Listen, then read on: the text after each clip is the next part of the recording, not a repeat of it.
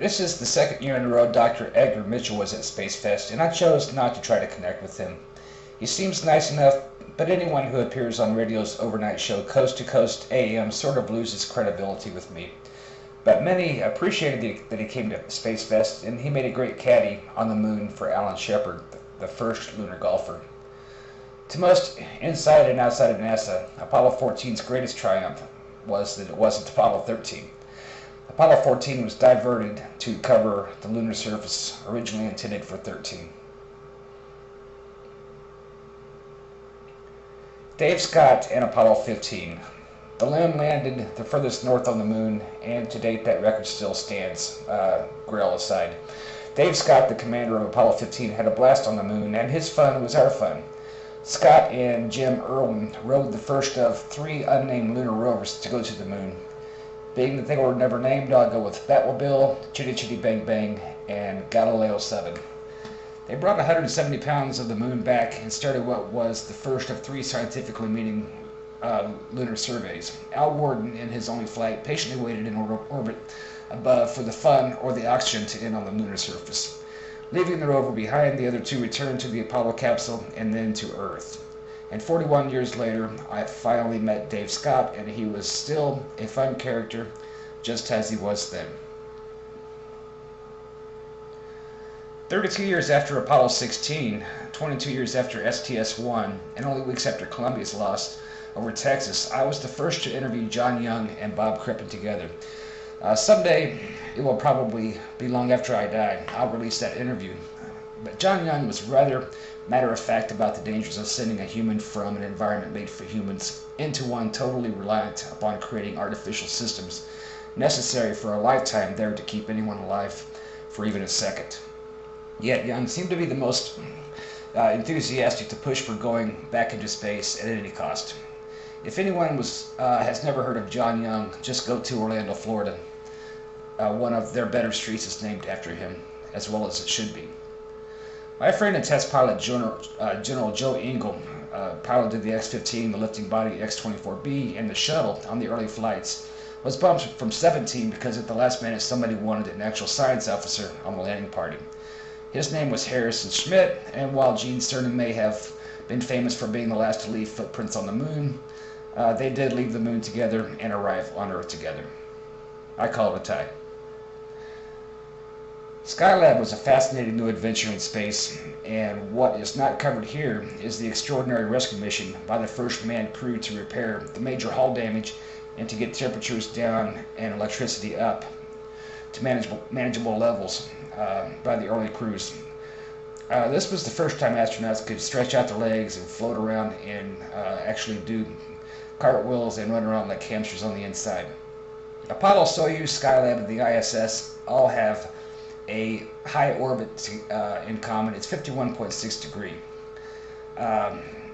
This is really setting up why it's necessary to have a very short launch window, because only once a day, as you can see in this demonstration I did for a shuttle project, do you see why they only have 1 chance a day to launch. Sometimes with the shuttle, 2, maybe even 3 times to land, but only 1 time to launch. Here is going to be one of my favorite astronauts of all time, Vance Brand. He actually met a Soviet clunker in orbit, and it will probably be most remembered in history for different peoples who could never get along on Earth to do it in space. He would later go on to command several shuttle missions, and of all the items that I bought at SpaceFest V, the one that cost the most and was obviously worth most to me is the one signed by Vance Brand. Skylab had ended manned missions, but Apollo Soyuz was the last Apollo capsule to be used, and just the way NASA likes it, with a whimper and not a bang, it ended. And the capsule was retired, at least for a while.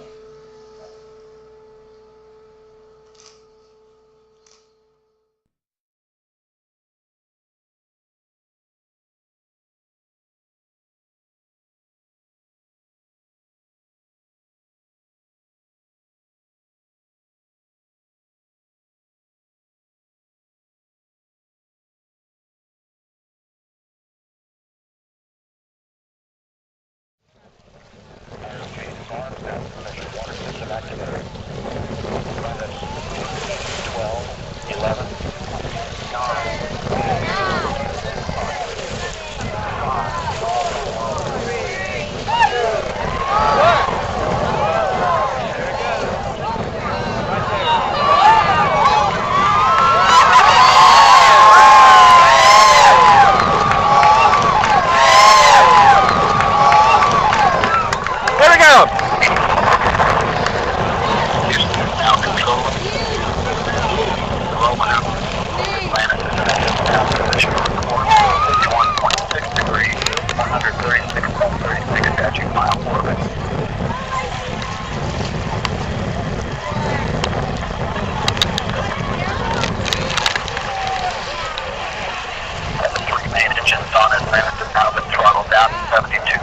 calibrated thrust as the orbiter prepares to pass through the area of maximum dynamic pressure on the vehicle in the lower atmosphere.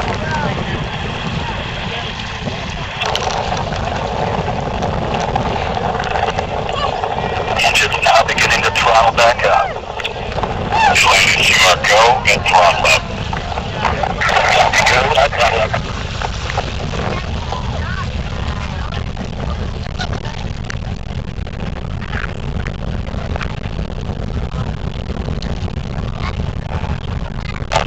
Looking really good back at full throttle now to lift off the fully fueled shuttle boosters and external tank. Weighing 4.5 million pounds. Now half of that would probably to put down.